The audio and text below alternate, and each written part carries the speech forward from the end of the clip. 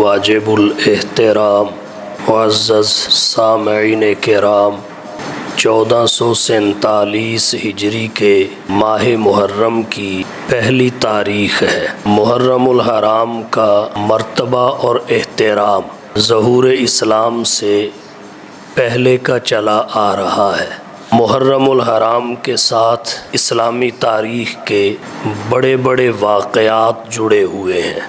سن 24 ہجری کے ماہ محرم کی پہلی تاریخ کو خسر رسول داماد بطول حضرت سیدنا عمر بن خطاب رضی اللہ تعالی عنہ کی شہادت ہوئی، اور سن 61 ہجری کے 10 محرم کو، جسے عاشورہ بھی کہتے ہیں، نواسہ رسول جگر گوشہ بطول حضرت سیدنا حسین بن علی رضی اللہ تعالی عنہ نے میدان کربلا میں جام شہادت نوش فرمایا۔ عام طور پر محرم الحرام کے ابتدائی خطبات میں ان دونوں شخصیات کی سیرت و کردار پر گفتگو کی جاتی ہے۔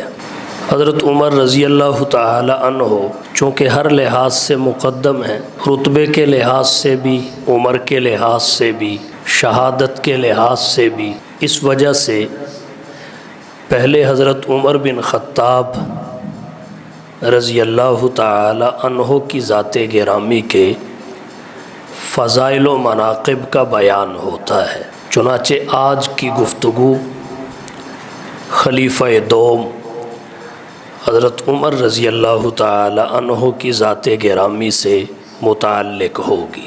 بعض لوگوں نے، نادان دوستوں نے، حضرت عمر بن خطاب رضی اللہ تعالی عنہ کے فضائل و مناقب چھپانے کے لیے، ان کے ذکر خیر کو محدود کرنے کے لیے یہ شوشہ بھی چھوڑا کہ حضرت عمر کی شہادت 1 محرم کو نہیں ہے، بلکہ حضرت عمر رضی اللہ تعالی عنہ 26 یا 27 ذو الحج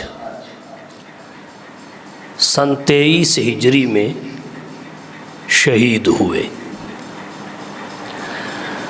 حقیقت یہ ہے، حضرت عمر رضی اللہ تعالی عنہ کی ذات گرامی پر فجر کی نماز میں ابو لولو فیروز مجوسی ایرانی نے جو حملہ کیا سن 23 ہجری بدھ کے دن، اگر ماہ ذو الحج 29 تاریخوں کا ہو تو پھر 26 ذو الحج بنتی ہے، اور اگر 30 تاریخوں کا ہو پھر 27 ذو الحج بنتی ہے۔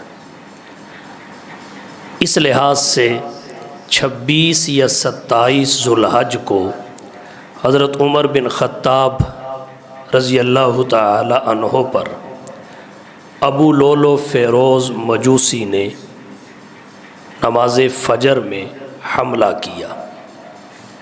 حملہ انتہائی سخت تھا، جان لیوا تھا۔ حضرت عمر رضی اللہ تعالی عنہ اس حملے کے بعد 3 راتیں حیات رہے، زخمی حالت میں 3 راتیں زندہ رہے، اور آپ رضی اللہ تعالی عنہ نے 1 محرم الحرام سن 24 ہجری کو شہادت کا جام نوش فرمایا۔ 1 محرم الحرام کو ہی حضرت عمر بن خطاب رضی اللہ تعالی عنہ کی تدفین ہوئی۔ آپ کا جنازہ حضرت صہیب رومی رضی اللہ تعالی عنہ نے پڑھایا۔ اگر مہینہ 29 تاریخوں کا ہو پھر 1 محرم ہفتے کو بنتی ہے، 30 تاریخوں کا ہو تو اتوار کو بنتی ہے۔ حضرت عمر رضی اللہ تعالی عنہ کی شہادت 1 محرم کو ہوئی۔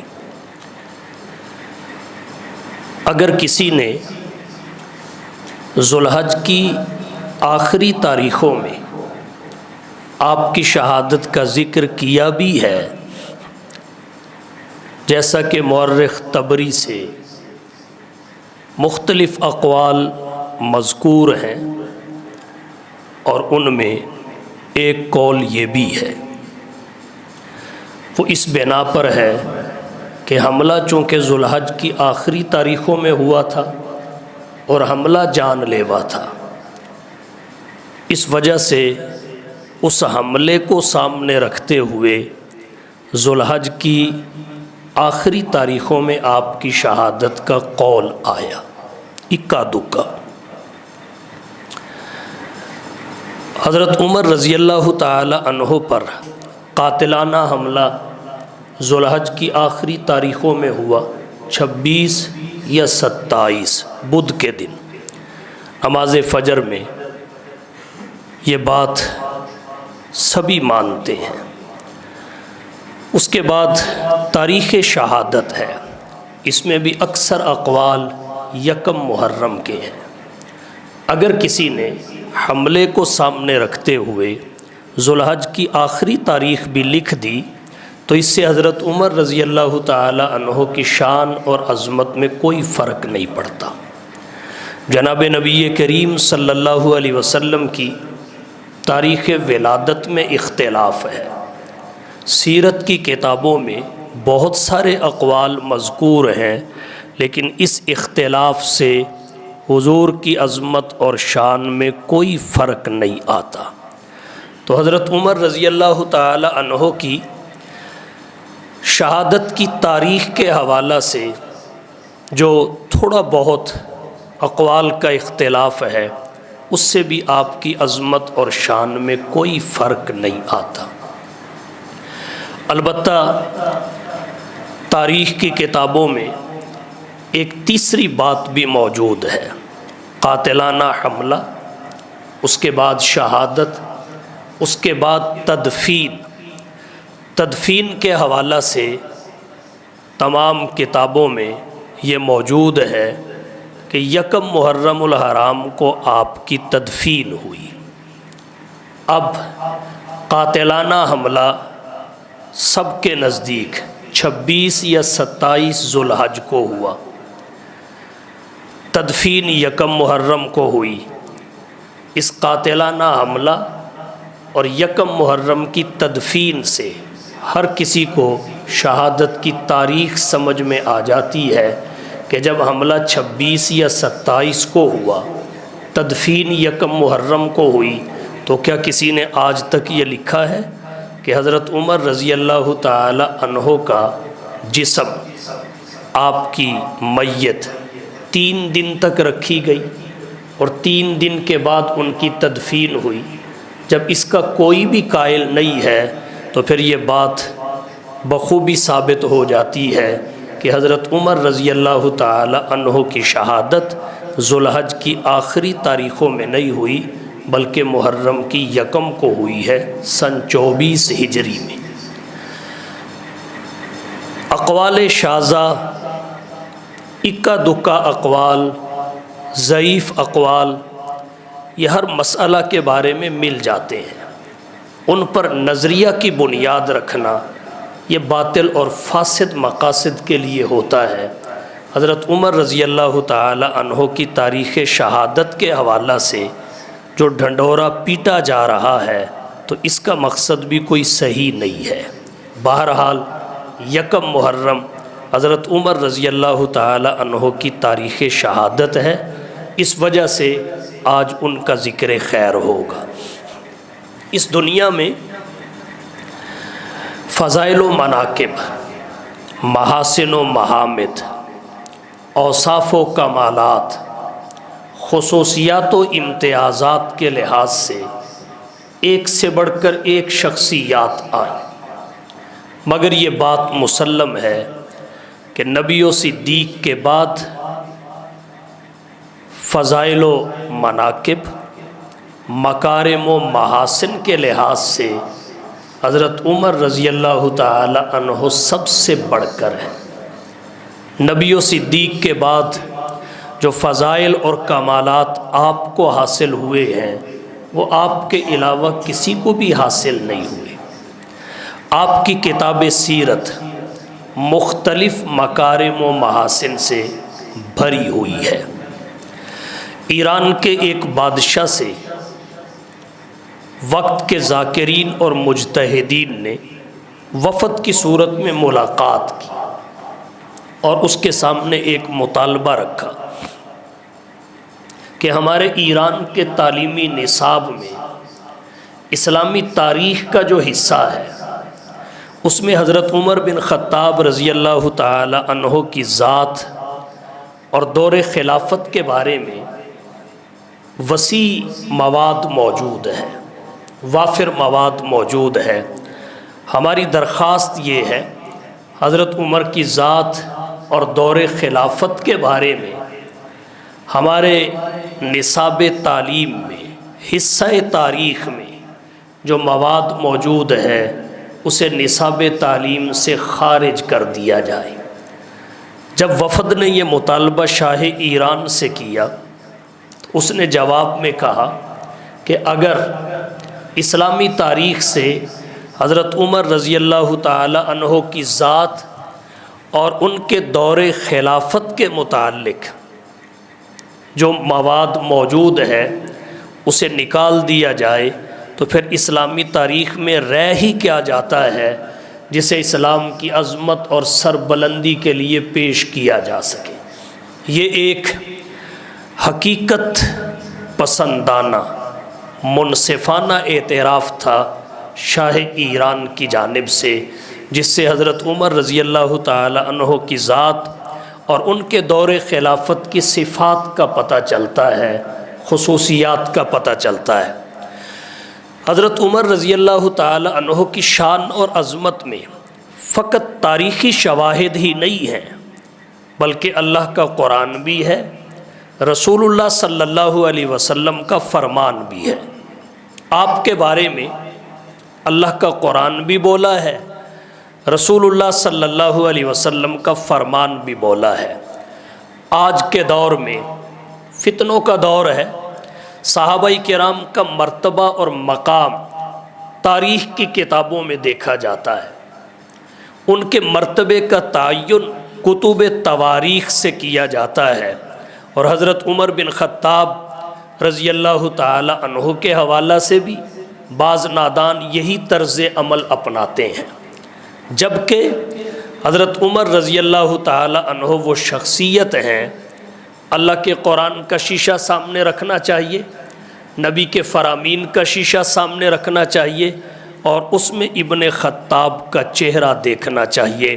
پتہ چلتا ہے کہ عمر بن خطاب رضی اللہ تعالی عنہ اسلامی تاریخ میں باکمال شخصیت ہیں، جامع شخصیت ہیں، ہمہ گیر ہستی ہیں۔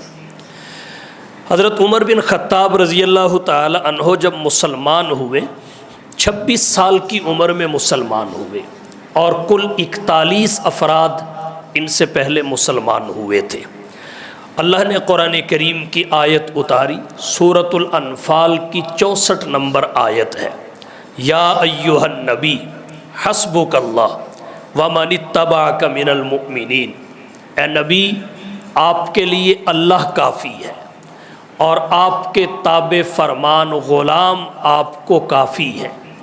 حضرت عبداللہ بن عباس رضی اللہ تعالی عنہ فرماتی ہیں یہ آیت حضرت عمر کے قبول اسلام کے موقع پہ نازل ہوئی، اور اللہ نے یہ اعلان کیا، اے نبی حسبک اللہ، اللہ بھی آپ کے لیے ہے اور اللہ کا بھیجا ہوا عمر بھی آپ کے لیے ہے، یہ دونوں آپ کے لیے کافی ہیں، کوئی آپ کو نقصان نہیں پہنچا سکتا۔ یا ایھا النبی حسبک اللہ ومن اتبعک من المؤمنین۔ یہی وجہ ہے جب حضرت عمر رضی اللہ تعالی عنہ دائرے اسلام میں داخل ہوئے، عرش اور فرش پر خوشی کا ساماں تھا، آسمانی مخلوقات نے بھی خوشی منائی، زمینی افراد نے بھی خوشی منائی، ایک دوسرے کو مبارکباد دی، تکبیر کے نعرے بلند ہوئے۔ حضرت عمر رضی اللہ تعالی عنہ کا مقام و مرتبہ اللہ کے قرآن میں، نبی کی احادیث میں دیکھنا چاہیے۔ حضرت شاہ ولی اللہ صاحب محدث دہلوی رحمہ اللہ فرماتے ہیں قرآن کریم میں 25 مقامات ایسے ہیں جو اللہ نے حضرت عمر کی رائے پر نازل فرمائے ہیں۔ قرآن کریم کے 25 مقامات ایسے ہیں جہاں قرآن کریم کا نزول حضرت عمر رضی اللہ تعالی عنہ کی رائے پر ہوا ہے۔ اللہ نے دنیا کو بتایا ہے کہ عمر جو فرش پر بولتا ہے اللہ وہی عرش سے نازل فرماتا ہے۔ عمر کا خطاب اللہ کی کتاب بنتا ہے۔ چند ایک مثالیں ذکر کروں گا۔ اسلام میں پردے کی بڑی اہمیت ہے، پردے کی بڑی فضیلت ہے، بے پردگی کی بڑی نحوست ہے۔ یہ پردے کا حکم جس شخصیت کی رائے پہ نازل ہوا اس شخصیت کو عمر بن خطاب کہتے ہیں۔ بخاری شریف کی روایت ہے، حضرت عمر بن خطاب رضی اللہ تعالی عنہ رسول خدا صلی اللہ علیہ وسلم کی خدمت میں حاضر ہوئے اور آ کے عرض کیا، حضور میرے دل میں یہ بات آتی ہے، میری یہ خواہش ہے کہ آپ ازواج مطہرات کو حکم دیں کہ جب گھر سے باہر نکلا کریں تو پردہ کر کے نکلا کریں، جب گھر سے باہر جایا کریں پردے میں جایا کریں۔ اس سے پہلے پردے کا حکم نہیں تھا۔ حضرت عمر بن خطاب کی یہ بات پوری ہی ہوئی تھی کہ فوراً جبریل قرآن لے کر نازل ہو گئے۔ فرمایا یا ایھا النبی قل لازواجک و بناتک و نساء المؤمنین یدنین علیہن من جلابیبہن۔ یا ایھا النبی، اے نبی، قل لازواجک، اپنی بیویوں کو کہہ دیجئے، و بناتک، اپنی بیٹیوں کو بھی کہہ دیجئے، و نساء المؤمنین، اور اہل ایمان کی خواتین کو، عورتوں کو، سب کو کہہ دیں یدنین علیہن من جلابیبہن، کہ چہرے پر چادر ڈال کر نکلا کریں، پردہ کر کے نکلا کریں۔ یہ حضرت عمر بن خطاب کی رائے تھی، اللہ نے حکم بنا دیا۔ حضرت عمر کا مشورہ تھا، اللہ نے قرآن بنا دیا۔ تو عمر وہ ہستی ہے جس کے مشورے وحی خدا بنتے ہیں، جس کے مشورے آیات کلام خدا بنتے ہیں۔ یا ایھا النبی قل لازواجک و بناتک و نساء المؤمنین یدنین علیہن من جلابیبہن۔ یہ پردہ اس امت کو حضرت عمر بن خطاب کے صدقے عطا ہوا ہے، حضرت عمر بن خطاب کی رائے کا تحفہ ہے۔ ایک بات یہاں اور عرض کرنا چاہوں گا، بعض نادان دوستوں کا نظریہ یہ ہے کہ حضور صلی اللہ علیہ وسلم کی حقیقی اور صلبی بیٹی فقط ایک تھی، حضرت فاطمہ الزہرا رضی اللہ تعالی عنہا۔ قرآن کریم اس نظریہ اور موقف کی تردید کرتا ہے۔ یہی آیت کریمہ جس کو میں نے پڑھا، اللہ نے فرمایا یا ایھا النبی قل لازواجک، اے نبی اپنی ازواج کو کہہ دے، و بناتک، اپنی بنات کو کہہ دے۔ بنات بنتن کی جمع ہے، بنت ایک بیٹی کو کہتے ہیں۔ اگر نبی کی حقیقی اور صلبی ایک بیٹی ہوتی تو قرآن کہتا قل لازواجک و بنتک، قرآن نے بنتک نہیں کہا، بناتک کہا ہے۔ بنات جمع کا صیغہ ہے، اس کے بولے جانے کا آغاز 3 سے ہوتا ہے، تو بنات کا لفظ بول کر اللہ نے یہ بات واضح کر دی کہ نبی کی بیٹی نہیں ہے، بیٹیاں ہیں۔ نبی کی بیٹی نہیں ہے، بیٹیاں ہیں۔ اور احادیث اس بات پہ واضح طور سے دلالت کرتی ہیں کہ حضور صلی اللہ علیہ وسلم کی 4 بیٹیاں ہیں، حضرت زینب، حضرت رقیہ، حضرت ام کلثوم اور حضرت فاطمہ۔ حضرت زینب کا نکاح ابو العاص قاسم بن ربیع اموی سے ہوا، حضرت رقیہ اور ام کلثوم کا نکاح یکے بعد دیگرے حضرت عثمان سے ہوا، اور حضرت فاطمہ الزہرا رضی اللہ تعالی عنہا کا نکاح حضرت علی رضی اللہ تعالی عنہ سے ہوا۔ بعض لوگ یہ بھی کہتے ہیں یہ ساری امت کی بیٹیاں نبی کی بیٹیاں ہیں، اس لیے جمع کا لفظ قرآن کریم میں آ گیا۔ اس کا یہ مطلب نہیں کہ نبی کی حقیقی بیٹیاں ایک سے زائد ہیں، ساری امت کی بیٹیاں نبی کی بیٹیاں ہیں، تو ان کو پیش نظر رکھتے ہوئے بناتک کہا گیا۔ اس بات کا حقیقت سے کوئی تعلق نہیں۔ وجہ اس کی یہ ہے کہ اگر آگے نساء المؤمنین کے الفاظ نہ ہوتے پھر تو یہ بات چل سکتی تھی۔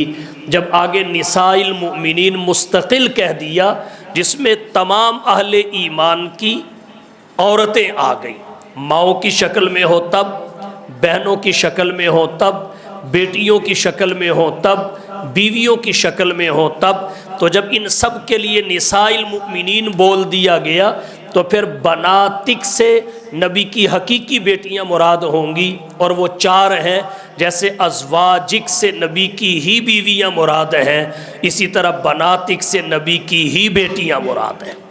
تو اس نظریہ کا قرآن و سنت کے ساتھ دور کا بھی واسطہ نہیں ہے کہ حضور کی ایک بیٹی ہے۔ بہرحال یہ جو پردے کا حکم تھا یہ حضرت عمر رضی اللہ تعالی عنہ کی رائے تھی، اللہ نے وہی بنا دی۔ دوسری مثال قرآن کریم سے سورۃ البقرہ میں آپ کو ملے گی۔ حضرت عمر بن خطاب رضی اللہ تعالی عنہ کی طبیعت مچلی کیفیت میں تھے، حضور کی خدمت میں حاضر ہوئے، آ کے عرض کیا حضور میرے دل میں یہ بات آتی ہے کہ جب طائف طواف کر لیتا ہے، خواہ وہ حاجی کی شکل میں ہو یا معتمر کی شکل میں ہو، عمرہ کرنے والا ہو، جب وہ طواف کر لے اور طواف کے بعد طواف کے 2 نفل پڑھتا ہے تو میرے جی میں یہ بات آتی ہے کہ وہ مقام ابراہیم کے سامنے کھڑا ہو کر 2 نفل پڑھے تاکہ ذوق ابراہیم کی یاد تازہ ہو جائے۔ اللہ کے رسول میری خواہش یہ ہے کہ حج کرنے والا اور عمرہ کرنے والا جب کعبۃ اللہ کا طواف کرتا ہے 7 اشواط 7 چکر پورے کر لیتا ہے تو پھر صفا اور مروہ کی سعی سے پہلے زمزم پینے سے پہلے وہ طواف کے 2 نفل پڑھتا ہے، تو میرا جی چاہتا ہے کہ وہ مقام ابراہیم کے سامنے کھڑا ہو کر 2 نفل ادا کرے۔ عمر کی یہ خواہش تھی، اللہ نے فوراً جبریل کو بھیج دیا، میرے پیغمبر کو جا کے کہہ دو عمر کی خواہش اب سے حکم ہے، وَاتَّخِذُوا مِن مَّقَامِ إِبْرَاهِيمَ مُصَلًّى۔ تو عمر کے مشورے قرآن کریم کی آیات میں تبدیل ہو گئے، عمر کی رائے وحی بن کر نازل ہوئی۔ یہ عمر بن خطاب رضی اللہ تعالی عنہ کا وہ مرتبہ ہے جو اللہ کے قرآن سے آیا ہوتا ہے۔ اور کہنا چاہوں گا سن 5 ہجری میں غزوہ بنو المستلق سے رسول اللہ صلی اللہ علیہ وسلم صحابہ کے ساتھ واپس پلٹے۔ امام بخاری رحمۃ اللہ علیہ نے بخاری شریف جلد ثانی کتاب المغازی میں اس پہ روایات کو ذکر کیا ہے۔ خلاصہ یہ ہے حضور صلی اللہ علیہ وسلم کی زوجہ طیبہ ام المومنین حضرت عائشہ رضی اللہ تعالی عنہا اس سفر میں آپ کے ساتھ شریک تھی۔ حضور صلی اللہ علیہ وسلم نے رات کو ایک جگہ پڑاؤ کا حکم دیا۔ جب وہاں سے روانہ ہوئے تو حضرت عائشہ کا ہار گم ہو گیا تھا، اس کی وجہ سے وہ پیچھے رہ گئی، لمبا واقعہ ہے۔ بالآخر حضور ایک صحابی کو قافلہ کے پیچھے رکھتے تھے کہ وہ پیچھے پیچھے چلے، اگر کسی کی کوئی چیز رہ گئی گر پڑی تو اسے اٹھا کر سنبھال لے، اور جب قافلہ کے ساتھ ملے تو جس کی ہے اس کو سپرد کر دے۔ حضرت عائشہ رضی اللہ تعالی عنہا چونکہ اپنے ہار کی تلاش میں وہاں رہ گئی، اور اونٹ کے جس کجاوے میں آپ سوار تھی یہ سمجھا گیا کہ اسی میں سوار ہے، قافلہ چل پڑا۔ چنانچہ بعد میں وہ صحابی صفوان بن معطل جن کا نام ہے حضرت عائشہ کو لے کر پہنچے۔ منافقین مدینہ نے جب حضرت عائشہ کو صفوان کے ساتھ آتے ہوئے دیکھا تو انہوں نے تہمت لگا دی کہ حضرت عائشہ کا دامن پاک نہیں ہے۔ الیاذ باللہ، حضرت عائشہ کا دامن پاک نہیں ہے۔ یہ بات اللہ کے نبی تک پہنچی۔ اللہ کے نبی پریشان ہوئے، افسردہ ہوئے، غمگین ہوئے، گھر میں تشریف لائے۔ آپ کا حزن اور غم آپ کے چہرے سے عیاں تھا۔ حضرت عائشہ رضی اللہ تعالی عنہا نے نبی سے پوچھنے کے بجائے فیصلہ کیا کہ میں نبی سے اجازت لے کے اپنے گھر جاتی ہوں اور اپنے والد سے پوچھتی ہوں کہ ماجرا کیا ہے۔ اللہ کے نبی تو بات نہیں کر رہے، تکلم نہیں فرما رہے، گفتگو نہیں فرما رہے۔ حضرت ابو بکر صدیق رضی اللہ تعالی عنہ کے پاس اپنے والد کے گھر آ گئی۔ اپنے والد سے پوچھا، ابا جان میں نے حضور کو غمگین دیکھا ہے، افسردہ پایا ہے، وجہ کیا ہے؟ حضرت ابو بکر صدیق کی آنکھیں برس رہی تھی، پلکیں چھلک رہی تھی۔ جس باپ کی زندگی میں اس کی بیٹی پر تہمت لگے اس پہ کیا بیتتی ہوگی۔ حضرت ابو بکر نے روتے ہوئے کہا، بیٹا تجھے پتہ نہیں کہ تجھ پر یہ الزام لگا دیا گیا ہے، تجھ پر یہ تہمت لگی ہے، تیرے بارے میں یہ باتیں ہو رہی ہیں۔ حضرت عائشہ کو اس سے پہلے پتہ نہیں تھا۔ جیسے ہی یہ بات سنی تو حضرت عائشہ کے پاؤں کے نیچے سے زمین نکل گئی، آنکھیں برس پڑی، پلکیں چھلک پڑی، فوراً مصلی اٹھایا اور دوسرے کمرے میں چلی گئی۔ والدہ بھی رو رہی ہے، والد بھی رو رہے ہیں، اللہ کے نبی بھی غمگین ہیں، صحابہ بھی نڈھال ہیں کہ منافقین نے کیسا انتقام لیا ہے، کیسی گھٹیا افواہ پھیلائی ہے۔ حضرت عائشہ رضی اللہ تعالی عنہا الگ کمرے میں تھی، رو رہی تھی، ہچکی بندھی ہوئی تھی۔ والدہ آپ کے پاس آئی، آ کے کہنے لگی، بیٹا روو مت، اللہ کی طرف توجہ کرو، کیا کرنے لگی ہو؟ حضرت عائشہ کہنے لگی، اماں جان ہائی کورٹ کا دروازہ بند ہے، ہائی کورٹ غمگین ہے، اب میں سپریم کورٹ میں جا رہی ہوں، وہاں سے فیصلہ کروانا چاہتی ہوں۔ رب کے دربار میں اپنا مقدمہ رکھ دیا ہے کہ مولا منافقین میرے بارے میں یہ کہہ رہے ہیں، تو اپنی رائے کو ظاہر فرما، تو مجھے جانتا ہے میرا دامن پاک ہے، کوئی داغ مجھ پر نہیں ہے، کوئی دھبا میرے کردار پر نہیں ہے۔ اللہ کا دروازہ کھٹکھٹایا، ادھر آمینہ کے لال محبوب رب ذوالجلال صاحب الحسن والکمال جناب محمد مصطفیٰ احمد مجتبیٰ نے صحابہ کا اجلاس بلا لیا، ان سے مشورہ کیا کہ بتاؤ تم کیا کہتے ہو۔ ہر ایک نے اپنی اپنی رائے دی۔ حضرت عمر بن خطاب اللہ کے رسول صلی اللہ علیہ وسلم کی خدمت میں پیش ہوئے، عرض کیا حضور اگر اجازت ہو تو عمر کچھ کہہ لے۔ اللہ کے نبی نے فرمایا ضرور کہیے۔ حضرت عمر بن خطاب نے ایک سوال کیا، آقا میں اتنی بات پوچھنا چاہتا ہوں کہ عائشہ کے ساتھ آپ نے خود نکاح کیا ہے یا کسی نے کروایا ہے؟ حضور صلی اللہ علیہ وسلم نے فرمایا اللہ نے نکاح کروایا ہے۔ حضور صلی اللہ علیہ وسلم کا فرمان ہے، آپ فرماتے ہیں میں نے کسی خاتون کے ساتھ اللہ کے حکم کے بغیر شادی نہیں کی، میں نے کسی بھی اپنی بیٹی کی شادی اللہ کے حکم کے بغیر نہیں کی۔ نبی کے جتنے نکاح ہوئے سب کا مشورہ اللہ نے دیا، حکم اللہ کی طرف سے آیا۔ نبی کے جتنے داماد بنے وہ سب اللہ کے حکم سے بنے۔ جب یہ بات حضور سرور عالم صلی اللہ علیہ وسلم نے فرمائی کہ اللہ نے نکاح کروایا ہے تو حضرت عمر کہنے لگے حضور پھر آپ پریشان کیوں ہوتے ہیں؟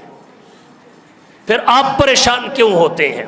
جس نے نکاح کروایا آپ کے بستر پہ عائشہ کو بھیجا وہ علام الغیوب ہے، عالم الغیبی و شہادہ ہے، اسے ذرے ذرے کا علم اور خبر ہے، ماضی حال اور استقبال اس کے سامنے یکساں ہے۔ تو جس نے نکاح کروایا ہے فیصلہ بھی وہی کرے گا۔ اللہ کے نبی صلی اللہ علیہ وسلم مطمئن تو تھے، اس لیے کہ جو پروردگار نبی کے بدن اور لباس پر مکھی نہیں بیٹھنے دیتا، وہ ناپاک عورت نبی کے بستر پہ کبھی نہیں سلا سکتا۔ مطمئن تو تھے لیکن الزام کی وجہ سے صدمہ تھا، تہمت کی وجہ سے غم تھا۔ حضرت عائشہ رضی اللہ تعالی عنہا بھی پریشان، ماں اور باپ بھی پریشان۔ نہ جانے حضرت عائشہ کی پاک دامنی کو ظاہر کرنے میں کتنا وقت لگتا، کتنے ایام گزر جاتے، مگر حضرت عمر بن خطاب نے اللہ کے نبی کو ایک بات کہی، حضور ھذا بہتان عظیم، یہ بہتان عظیم ہے۔ تو حضرت عمر کے یہ کہنے کی دیر ہوئی، اللہ نے فوراً قرآن کو نازل کرنا شروع کر دیا۔ سورۃ النور کا نزول شروع ہوا، جبریل وحی لاتے گئے، محمد مصطفیٰ سناتے گئے۔ جبریل وحی لاتے گئے، حضور سناتے گئے۔ اللہ نے قرآن کریم بھیجا، فرمایا محبوب الخبیثات للخبیثین والخبیثون للخبیثات والطیبات للطیبین والطیبون للطیبات۔ فرمایا الخبیثات للخبیثین، محبوب ناپاک عورتیں ناپاک مردوں کے لیے ہوتی ہیں، جب محمد پاک ہے تو محمد کے بستر پہ آنے والی عائشہ بھی پاک ہے۔ اللہ نے فرمایا اولئک مبرؤون مما یقولون، جو منافقین کا دعویٰ تھا، منافقین کا الزام تھا، اس پہ اللہ نے جرا کی۔ فرمایا الخبیثات للخبیثین والخبیثون للخبیثات والطیبات للطیبین والطیبون للطیبات، یہ اللہ کی جرا ہے۔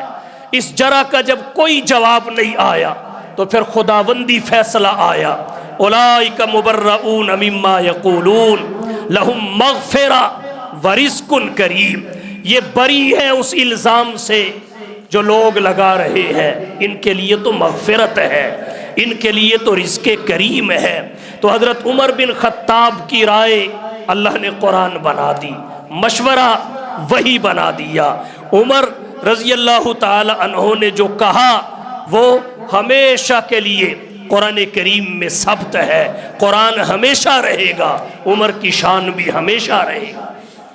اور یہاں ایک بات اور ذکر کرنا چاہوں گا، حضرت عائشہ رضی اللہ تعالی عنہا پر یہ کوئی تاریخ کا پہلا تہمت نہیں تھا جو کسی پاک باز ہستی پہ لگا ہو۔ اس سے پہلے بڑی بڑی شخصیات پر تہمتیں لگتی آئی ہیں۔ حضرت یوسف علیہ السلام پر تہمت لگی، حضرت موسیٰ پہ تہمت لگی، حضرت مریم پہ تہمت لگی، لیکن اتفاق دیکھیے، حضرت یوسف پہ تہمت لگی، اللہ نے صفائی بچے سے دلوائی۔ حضرت موسیٰ پہ تہمت لگی، اللہ نے صفائی ایک عورت سے دلوائی۔ حضرت مریم پہ تہمت لگی، اللہ نے صفائی بچپن میں حضرت عیسیٰ سے دلوائی۔ اور جب حضرت عائشہ پہ تہمت لگی، صفائی کے لیے خود پروردگار میدان میں آ، اللہ وکیل صفائی بنے۔ اور پھر یوں کہوں تو آپ کی توجہ کو شاید زیادہ کھینچ سکوں، حضرت یوسف پہ تہمت فرش والوں نے لگائی، صفائی بھی فرش والوں نے دی۔ حضرت عیسیٰ پہ تہمت فرش والوں نے لگائی، صفائی بھی فرش والے نے دی۔ حضرت موسیٰ پہ تہمت فرش والوں نے لگائی، صفائی بھی فرش والے نے دی۔ لیکن عائشہ وہ مقدس ماں ہے جس پہ تہمت تو فرش والوں نے لگائی مگر صفائی عرش والے نے دی۔ وَلَوْلَا إِذْ سَمِعْتُمُوهُ قُلْتُمْ مَا يَكُونُ لَنَا أَن نَّتَكَلَّمَ بِهَذَا سُبْحَانَكَ هَذَا بُهْتَانٌ عَظِيمٌ، کیوں نہیں تم نے اس وقت یہ بات کہی جب تم نے تہمت اور الزام کو سنا کہ ہمارے لیے درست نہیں ہے ہم اس بارے میں بات بھی کریں۔ سبحانک، پروردگار پاک ہے، محمد بھی پاک ہے، اور جو محمد کے نکاح میں اللہ نے بھیجا ہے وہ بھی پاک ہے۔ ھذا بہتان عظیم، یہ ہے فاروق اعظم۔ تو قرآن کریم کے 25 مقامات ہیں جو حضرت عمر رضی اللہ تعالی عنہ کی رائے پر اترے ہیں۔ اور رہی اللہ کے نبی کی احادیث، اللہ کے نبی کی احادیث میں بھی حضرت عمر کا مرتبہ واضح ہے، مقام آیا ہے، شان وضاحت سے مذکور ہے۔ तिरमिज़ी शरीफ में रिवायत आती है, रसूलुल्लाह सल्लल्लाहु अलैहि वसल्लम ने हज़रत उमर के लिए अल्लाह से दुआ की, अल्लाहुम्मा आइज़्ज़िल इस्लाम बि अहब्बि हाज़ैनि रजुलैनि इलैका बि अबी जहलिन व बि उमर इब्निल खत्ताब। अल्लाह इन दो बंदों में से एक का नाम उमर है, एक अमर है जिसको अबू जहल कहते हैं, जो तुझे महबूब और पसंद है उसे इज़्ज़त इस्लाम के लिए कबूल फरमा के तौफीक इस्लाम अता फरमा दे। इमाम तिरमिज़ी फरमाते हैं, काना अहब्बुहुमा इलैहि उमर, अल्लाह को इन दोनों में से उमर पसंद आए, दोनों में से उमर पसंद आए तो अल्लाह ने उमर को हुजूर की खिदमत में भेज दिया और उमर के ज़रिए अल्लाह ने इस्लाम को इज़्ज़त अता फरमाई। अल्लाह के नबी ने फरमाया, बि अबी जहलिन औ बि उमर इब्निल खत्ताब, औ का कलेमा बोला जो कलाम अरब में तख़यीर के लिए आता है, अहदुल अमरैन के लिए आता है, दो में से एक के इंतखाब के लिए आता है। अल्लाह के नबी वाओ भी फरमा सकते थे लेकिन औ कहा और अल्लाह ने फिर दो में से एक को चुन के हुजूर की खिदमत में भेजा और इस बात को वाज़े कर दिया कि उमर इंतखाब खुदावंदी है, उमर इंतखाब खुदा है, तोहफ़ा इलाह है। और फिर मुस्नद इमाम अहमद में और इब्न माजा शरीफ में रिवायत आती है कि जैसे उमर खुदा का इंतखाब है वैसे ही मुस्तफ़ा का भी इंतखाब है। अल्लाह के नबी ने ख़ास उमर के लिए कहा, अल्लाहुम्मा आइज़्ज़िल इस्लाम बि उमर इब्निल खत्ताब ख़ासतन, अल्लाह मुझे तो बस उमर ही चाहिए, मुझे बस उमर ही चाहिए, ख़ास तौर पे उमर चाहिए। पता ये चला हज़रत उमर बिन खत्ताब रज़ियल्लाहु ताला अन्हु खुदा का इंतखाब भी है, मुस्तफ़ा का इंतखाब भी है। हज़रत उमर बिन खत्ताब इंतखाब मुस्तफ़ा है, अतिया खुदा है। और हज़रत उमर रज़ियल्लाहु ताला अन्हु पर जो नादान दोस्त तनकीद करते हैं उनसे कहना चाहूँगा, हज़रत उमर पे तनकीद ना करो, खुदा और मुस्तफ़ा से टक्कर लो। उमर आया नहीं है, भेजा गया है। उमर आया नहीं है, मांगा गया है। उमर आया नहीं है, अल्लाह के रसूल ने मांग के लिया है। और यहाँ एक बात और अर्ज़ करूँगा, हुज़ूर सल्लल्लाहु अलैहि वसल्लम के सहाबा सारे के सारे आपके मुरीद थे, लेकिन मुरीदों में कुछ मुरीद ऐसे होते हैं जो मुरीद ही नहीं होते, मुराद भी होते हैं। तो एक मुरीद होता है और जो मुरीदों में ख़ास होता है उसे मुराद कहा जाता है। तमाम सहाबा आमिना के लाल, महबूब रब्बे ज़ुल जलाल, साहिबुल हुस्न वल कमाल के मुरीद हैं। उमर बिन खत्ताब हुजूर की मुराद है। ऐशाते में फ़ारूक, तुझे इतनी भी खबर है कि उमर को मांगा है मोहम्मद ने खुदा से। बाकी सहाबा मुरीद मुस्तफ़ा है, हज़रत उमर बिन खत्ताब मुराद मुस्तफ़ा है। मुरीद और मुराद में फ़र्क क्या है? अगर मुरीद बिगड़ जाए तो पीर का जाता कुछ नहीं, और अगर मुराद बिगड़ जाए तो पीर का रहता कुछ नहीं। हज़रत उमर बिन खत्ताब रज़ियल्लाहु ताला अन्हो की शान सहाबा में आया है। हुजूर ने अल्लाह से मांग के लिया है, दुआ की है।